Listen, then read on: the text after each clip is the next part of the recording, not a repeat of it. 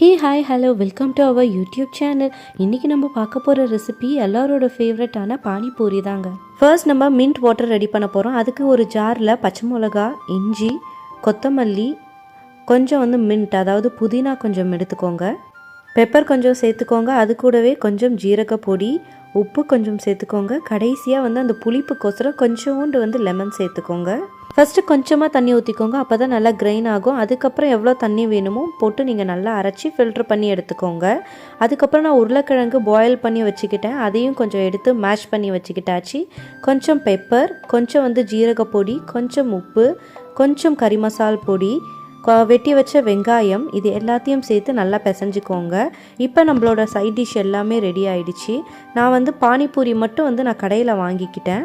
தலைவன் வந்துட்டாங்க. அந்த பானிபூரியை உருளைக்கிழங்கும் அந்த பானியும் போட்டு சாப்பிடும் போது அப்பப்பா.